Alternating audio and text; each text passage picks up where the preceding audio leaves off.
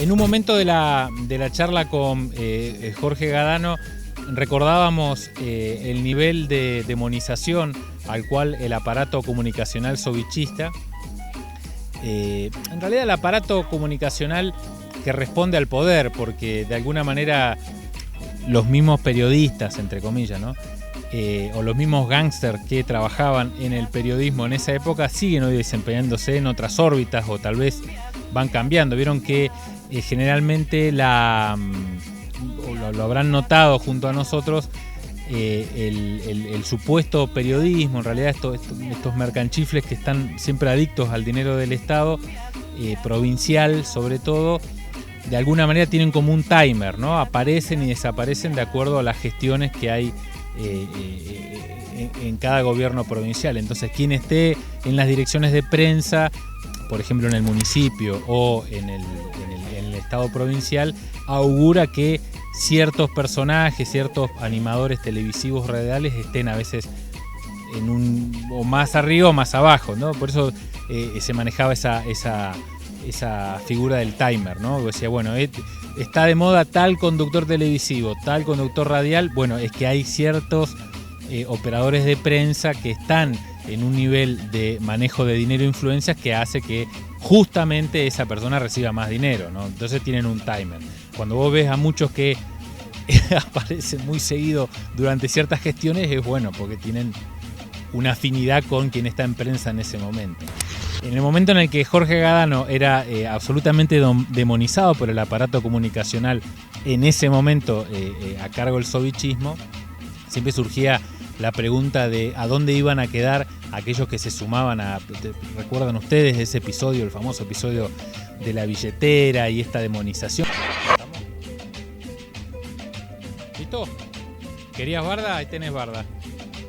Para que comas barda todo el día. Programa en Radio Calf. Hoy, ¿dónde están quienes hacían eso y dónde está parado Jorge Gadano, ¿no? ¿Dónde se van ubicando esas miradas? A nosotros nos parecía muy importante rescatar eso en el momento en el que le pedíamos a Gadano, lo molestábamos para que nos acompañe en esta reflexión sobre el poder feudal en Neuquén Capital, pero fundamentalmente sin dejar de lado quienes estaban ocupando el lugar de voceros del poder, ¿no? Un periodismo muy ramplón, muy basado en el sentido común, más basicón y parándose siempre obviamente en las dádivas, ¿no? No es casual que muchos de esos personeros, esas miradas gangsteriles sobre el trabajo periodístico, sigan hoy enquistados, les decía, en un segundo o tercer plano, perdidos por ahí en alguna radio o casualmente llenos de pautas del gobierno provincial, municipal, ¿no? Lotería de la provincia, para no ir muy lejos precisamente. Pero por otro lado, también utilizamos esta mirada para entender que a veces, incluso desde un periodismo que se ausculta a sí mismo como serio y objetivo, se termina siempre, no quiero utilizar el término sodomización, pero me resulta muy familiar, una mirada séptica sobre las cosas que suceden, ¿no? Tanto te inmiscuís en el poder que terminás creyendo que sos parte de él, ¿no? Una lectura muy Frank Underwood de House of Cards, pero que se aplica a el periodismo en Argentina, o por lo menos el periodismo local, ¿no? Incluso aquellos que tienen una formación académica y aquellos que vienen con una solidez intelectual, prefieren alejarse de las necesidades del pueblo, de los trabajadores, de las trabajadoras, para de alguna manera mostrar siempre una equidistancia, que termina cayéndose a pedazos cuando no te pagan el 40% de zona, por ejemplo. Termina chocando con una realidad que es incontrastable. El ajuste siempre va por los trabajadores. Que vos no te reconozcas como un trabajador va a ser un problema menos para los empresarios, para los banqueros o para quien tome la decisión de ajustar. No los interrumpimos más, seguimos con la charla junto a Jorge Gadano. Todo gatito crece para convertirse en gato. Al principio parecen muy inofensivos, pequeños, silenciosos, lamiendo su tazón de leche con avidez. Pero una vez que sus garras son largas, atacan sin piedad, a veces a la mano que les da de comer. Los que tratamos de estar en lo más alto de la cadena trófica, no debemos mostrar compasión. Solo hay una norma: cazar o permitir que te cacen. Vivimos en un sistema capitalista. El capitalismo tiene su lógica propia. Cuando un tipo gana, se mete en un negocio, alentado por sus vínculos con el Estado, y empieza a tener dinero, el dinero reclama crecimiento, tiene una ley de crecimiento propia. Entonces, pienso cuando te digo esto de quienes hablan del capitalismo salvaje. No hay un capitalismo salvaje y un capitalismo bondadoso.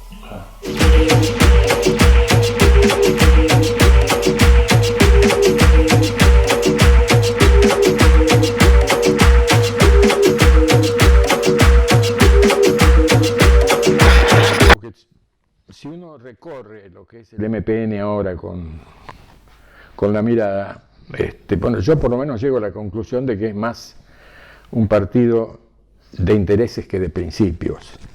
Es decir, ¿por qué se arrima la gente al MPN en las elecciones? ¿Por qué participa? ¿Por qué vota al MPN? No, porque siempre espera conseguir algo, digamos, ¿no? Pero algo material. Digamos, hay un dirigente del MPN que ha pasado, pero que sigue siendo ahora, creo que tiene está en un ministerio, en una Secretaría de Estado, que es Jorge Lara, que es un especialista en el montaje de aparatos, digamos, ¿no? Sobre todo para atender al interior. Pero acá también. Él tiene un cargo, no sé cómo se llama, es decir, aparecen tantos ministerios nuevos. Ahora, por ejemplo, Gutiérrez ha creado un ministerio de la ciudadanía, que yo decía, pero ¿y esto para qué es? Me preguntaba yo, ¿no? Con ese nombre, ¿qué significa? Y sobre todo porque es un nuevo ministerio que se agrega al aparato administrativo del Estado en una provincia que se ha endeudado, está endeudada, hablo de deuda pública, en 8.000 millones, 10.000 millones de pesos, más o menos, ¿no? Que es mucho para una provincia pequeña como esta. ¿Por qué puede la provincia endeudarse hasta ese punto? Porque tiene las regalías. Porque digo, es la claro, el que presta.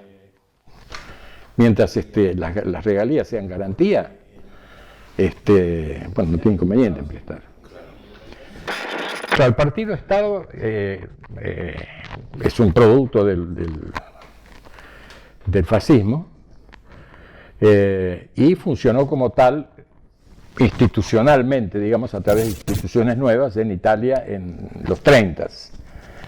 Es decir, hasta que a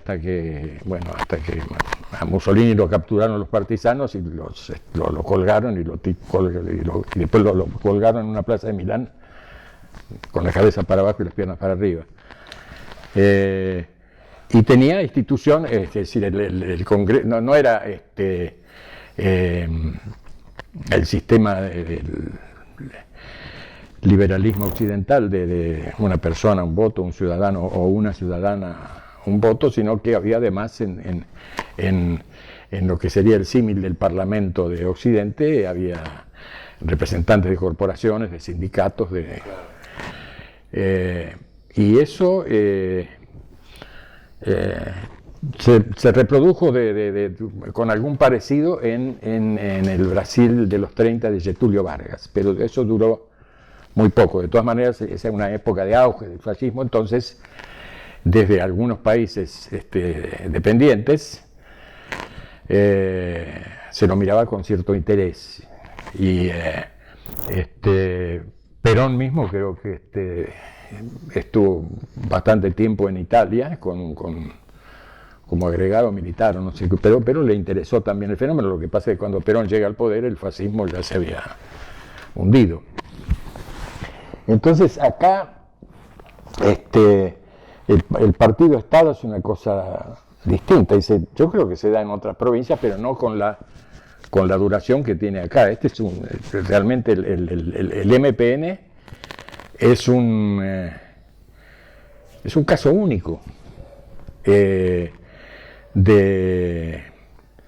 duración como partido provincial, digamos, ¿no? Porque ha habido partidos provinciales en Corrientes, ¿no? De los hermanos Romero, creo.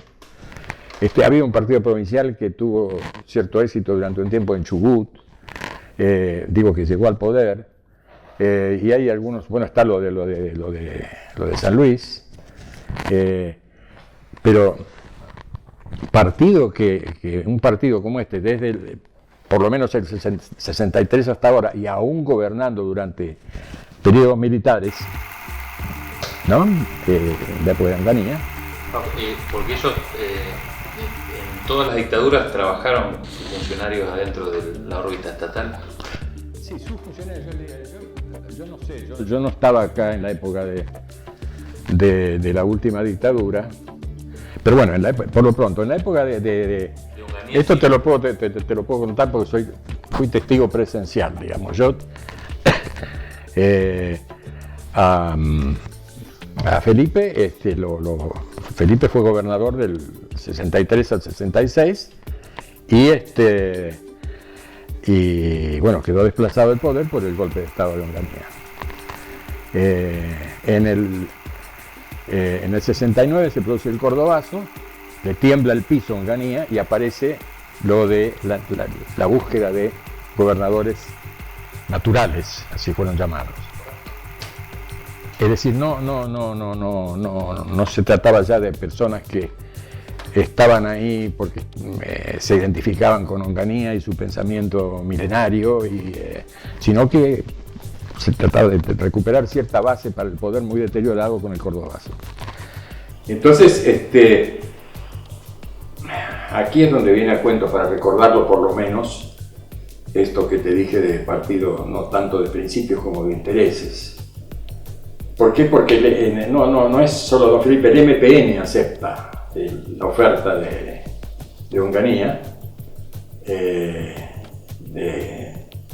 gobernar de nuevo la provincia. Y viene el general Limas, que era el ministro del Interior de Onganía, a ponerlos en posesión en marzo del 70, a poner en posesión a don Felipe. Y entonces don Felipe se echa ahí un discurso breve donde habla de 2 o 3 cosas importantes para la provincia, obras públicas que él iba a construir porque eran muy necesarias, y no dice una palabra de la llamada Revolución Argentina de Onganía, ni del Estatuto de la Revolución Argentina. Y entonces cierra el acto Limas para decir fundamentalmente que don Felipe está totalmente identificado con los objetivos de la Revolución Argentina. Bueno, y don Felipe permaneció en silencio. Ahí entraron, y en esto tienen que ver los intereses, ahí entraron muchos funcionarios, entraron o volvieron, porque estaban antes, y volvieron a sus cargos, volvieron al poder, y volvió Salvatori, por ejemplo, por poner un ejemplo grande, como ministro de Economía. Salvatori, sí, Salvatori antes estaba en el COPADE, pero ahí volvió como ministro de Economía, porque cuando finalmente se convoca a elecciones, cuando fracasan todas las gestiones de la NUCE para llegar a algún acuerdo con Perón, la NUCE le mandó 2 emisarios, por lo menos 2, a Perón. Uno fue un coronel Cornicelli y otro fue don Elías. Y cuando después de esas entrevistas lo consultaron por la prensa a Perón, para preguntarle sobre esas entrevistas, por supuesto que Perón los había despedido muy amablemente a ambos, y se había sacado la foto, y entonces Perón dijo, bueno, sí, me vino a ver un coronel, hizo una especie de actuación para descalificar a sus visitantes. Me vino a ver un coronel Vermicelli, y después me vino a ver un tal Zapag. Y como realmente descalificándolo, ¿no? Y mostrando su voluntad de desechar todo acuerdo. Salvatore,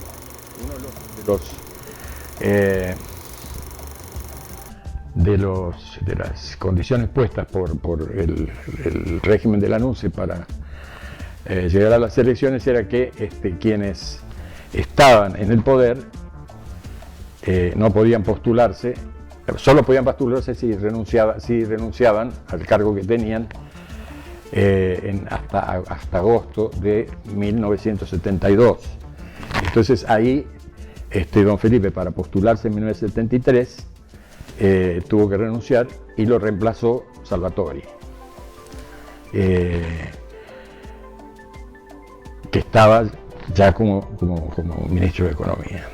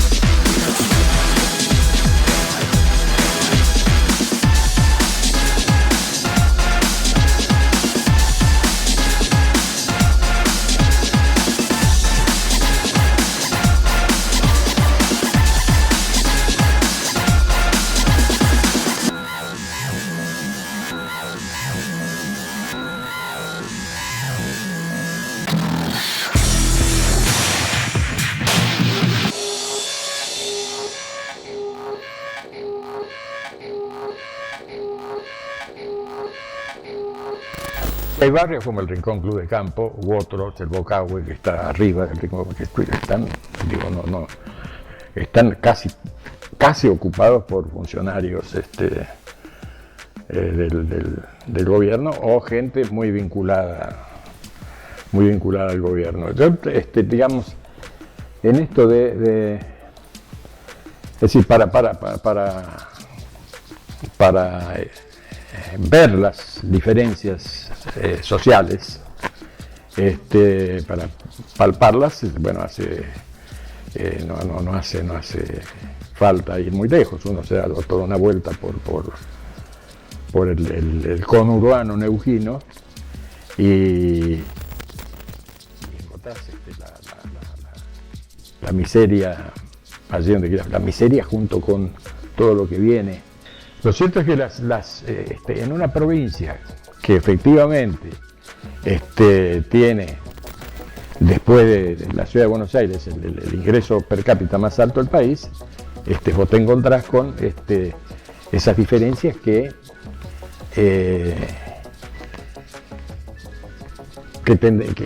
parecen inexplicables, digamos, que no son, pero lo que pasa es que es como en todo el país.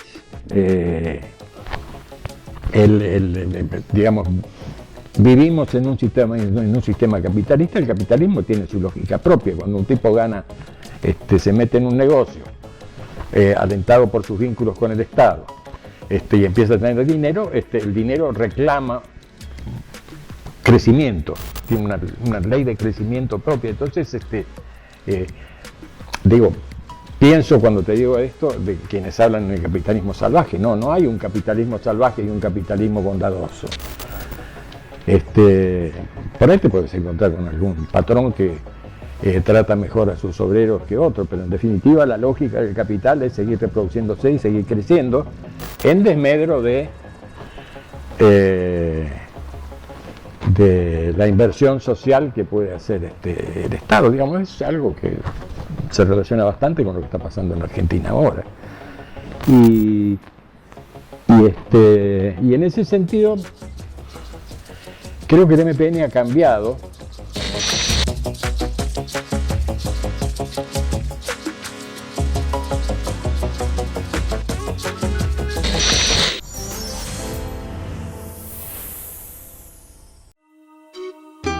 Somos el sindicato de las y los trabajadores de la educación. Desde 1982, luchamos en unidad por nuestro salario, nuestras condiciones de trabajo y nuestra formación. 33 años defendiendo la escuela pública, en las calles y en las aulas. ATEN.